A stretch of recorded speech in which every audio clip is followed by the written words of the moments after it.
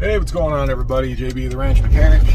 Today is Sunday, and I'm on my way into the dealership again. Just getting on the highway now. I've spared you all of the crazy dirt road driving because it gets really, really loud.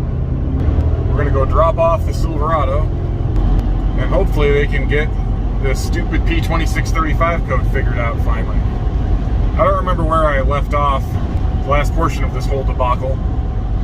But basically, they had my truck for an entire week the first time, and I think 3 days the second time, and could not. They replaced the active grill shutter assembly that had failed, and then we brought it back to them again because the P2635 code came back on, and they couldn't get. It shut off, of course, like right as we got to the dealership, and the check engine light did not illuminate for them the entire time they had it, so they couldn't do anything. So the service manager basically told me, look, it sucks that you have to bring the thing in and we can't do anything, but without a code showing, we can't do anything about it because we can't start throwing parts at a vehicle if there's no trouble codes present. So if it comes on again and you're nearby, swing into the dealership and we'll pull the code and we'll log it. That way we have, proof that it was actually there. And then we'll make you a service appointment and you can come in and then we'll look at it. Well, a couple Saturdays ago, that's exactly what happened. I was in town going grocery shopping. On my way back, it had just gotten on the highway and the code came on again. So I immediately called the dealership. It was right before they closed. I said, look, don't close. This check engine light just came on again. I need you guys, you don't have to do anything with it, just pull the code and log it. That's all I need you to do. And they said, fine. I brought it in, they took the truck back, they pulled the code, they logged it. They made a service appointment for tomorrow. So now we're on like the 5th or 6th week of this whole thing. Trying to get this figured out. So they've logged the code. They know that it's there. The check engine light was on this morning when I went to get our mail. I don't know if it's still on. My wife's driving the truck. She's in front of me right now and trying to catch up to her. She's a speed racer. I'm doing 85 and she's still pulling away from me. But anyway, we're gonna drop the truck off tonight, leave the keys for them, and hopefully we'll have some answers this week for you guys. Well, hello again, everybody. It's JB the Ranch Mechanic here, and this time they had the truck for about a week and a half. We dropped it off, not the past Sunday, but the Sunday before that, the Sunday before Memorial Day weekend. They had it all week, and miraculously they determined this time that they needed to replace the fuel pump. Imagine that. I don't know why they just don't start listening to me from the jump, but whatever. So we got the truck back. They did end up replacing the fuel pump. It would have been about $1,000. Actually, it would have been closer to $1,100 after tax and everything. $466 for the part that they had to order, which is part of the reason they had the truck for so long. $450 in labor because they had to pull the bed off to replace the pump. So anyway, we're gonna take off here. I'm gonna head home. I'm still filthy from work. I drove right directly here after I got off work just so I could get here before the dealership closed, but I'm not going to be able to get on the highway here for a few minutes. I got a long stretch of 55 miles an hour to deal with. Well, feels pretty good. Of course, I've been driving my Tahoe for the last couple weeks now, so that thing feels completely different than this truck. Because it's 2007, so it still has the 4L60 instead of the 6L80 transmission. It's only 4 speeds, and it's tuned, so when it shifts, it shifts. Oh my gosh, the sun is right in you guys' face. Sorry about that. Oh boy. Let's see if we can do that, maybe? There we go. That's a little better, sorry. Camera's down there, and I'm paying attention to the road, so my bad, guys. I'm unfortunately in traffic right now, so I really can't do a whole lot until I get on the highway here. So I'm going to pause the video just for a minute until I get closer to the entrance ramp of the highway. Then we'll drop the hammer on this thing and we'll see if it feels any different and see if, more importantly, the check engine light comes back on again. So give me a couple minutes here.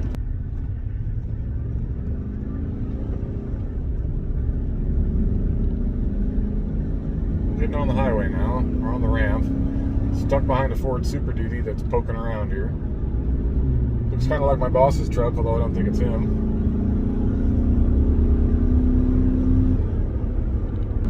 I got some mud in my tires apparently because we're shaking a little bit here. So I hope it's not all vibrating on the camera. I hope my image stabilization is working. But we're doing about 85 right now. Speed limit's 80. And definitely smoothed out the power band. So fuel pump was definitely having some struggles trying to keep up, especially under full throttle. So it feels better. No check engine light yet. I got to keep an eye on it over the next few days. My wife's got to come back into town tomorrow, so I'll tell her to... Well, no, I'm not going to tell her to do anything. She'll drive aggressively enough on her own. But, yeah. It's looking like the fuel pump was the culprit on this whole deal, which I've said from the very flippant beginning. But what do I know? I'm not a GM employee. They got their flow charts and their BS they got to follow, so whatever. Anyway, we're on the highway now. It's doing fine. Just gonna wrap this part of the video up here. Any other issues pop back up, I'll certainly let you know, but for right now, we have replaced the active grille shutter assembly and the fuel pump, reset all the codes, cleared everything out, and apparently we are good to go at this point. So that's gonna be it for now. All right, guys. So after that was a couple weeks ago. Here's the conclusion of the video and what I know so far. All right. We dropped the truck off on May 23rd, a week before Memorial Day. They had the truck for a week and a half. They determined that the fuel pump was faulty. Imagine that, which I've been saying from the very beginning, based on the symptoms the truck had and the way it was acting. Extended crank time, sluggishness on the highway, under load, blah, blah, blah. And the, code that says fuel pump low performance. Anyway, so they ordered a fuel pump for it. They didn't have one on the shelf for some reason. I don't know how, but they didn't. They had to order it, which is part of the reason it took them so long. And plus the holiday weekend, the following week. They had the truck for a week and a half. We picked it back up on Wednesday, June 2nd. Today is June 17th. In that little over 2 weeks that we've had the vehicle back, my wife has driven it to Salt Lake and back. I have driven it to town and back. I have driven it up north into the hills and back. My son has actually even driven it a little bit because he's 15 and a half and he's going to be getting his temporary permit soon. Help me. And in probably at least 1,000 miles we've put on this thing over the last couple of weeks, check engine light has not come back on, which is a great thing. It's the first time in over a year that we have not had that issue. As you recall, this issue started right around the time that I put that aftermarket AFE intake on my truck. That video's up here. I don't think one thing had anything to do with the other. That's just my time reference that I use. But that was right around this time, just before the 4th of July. Well, last year is when I put that intake on. So I think it's almost exactly a year ago. So it's a huge relief to not have to worry about that anymore, at least so far. It has not come back on. And again, I'm sniffling a little bit. I apologize. Bring on all the cocaine comments, guys. Again, it's not cocaine. It's allergies. I work on a ranch that does farming. I cut hay. I'm actually working on a machine that cuts hay right now. It's freaking allergies, okay? So, anyway, what do I know now about this P2635 code that I didn't know before? Well, unfortunately, not a whole lot. That code encompasses a whole different myriad of issues that could be caused by various parts of the fuel system. It could be your high pressure pump on the left side valve cover. It could be your fuel system control module. It could be your in-tank pump. It could be your active grille shutter assembly. And probably a whole bunch of other things that would trigger that 2635 code. Because I've read countless stories on the internet where people get the parts cannon fired at their truck and they replace a whole bunch of different stuff, including the fuel pump, and the problem doesn't go away. So I don't have any idea. I can't speak for anybody else who's having this problem, but in my personal case, based on the symptoms the truck was exhibiting, how it felt while driving, the extended crank times, loss of power, and just the overall sluggishness, I thought the fuel pump was going bad. So they ended up replacing the fuel pump and the active grille shutter assembly, and that miraculous combination somehow solved the issue. The check engine light's gone out. I can't speak for anybody else. I don't know if you're having a similar problem, if the fuel pump will solve your issue. But for now, our check engine light has gone out and has not come back on. It probably will now that I'm posting this video, but as of right now, as of the 17th, in a little over 2 weeks and probably well over 1,000 miles of driving, no check engine light, which is a huge relief because we're going to be taking a trip for the 4th here coming up, and I am really glad that we don't have to worry about that anymore.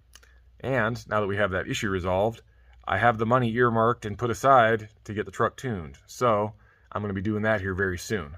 I need to download the software and get an update and stuff on my laptop, and I can't seem to find the cable that connects my laptop to the AutoCal, so I might need to order a new cable for that, but I've had the thing for 8 years, so hopefully I can just get a cable from BlackBerry. It'll be cheap. So that's where we're at on my truck. If there's any other issues, I will certainly post an update video again, but for right now, the problem is solved. For now, I think. Maybe? Hopefully. Yes. Okay. That's all I got for you right now, guys. I know there's been a bunch of you in the comments who've really been begging me for an update on this because you're having a similar issue. I apologize about the delay, but I wanted to wait and put some miles and some time on the truck in a variety of different conditions to make sure that the problem was actually fixed. At this point, I'm pretty confident in saying that it is. Anyway, guys, I'm going to end the video off here. Enjoy the rest of your Friday. Have a wonderful weekend, and I will catch you guys on the next one. See ya.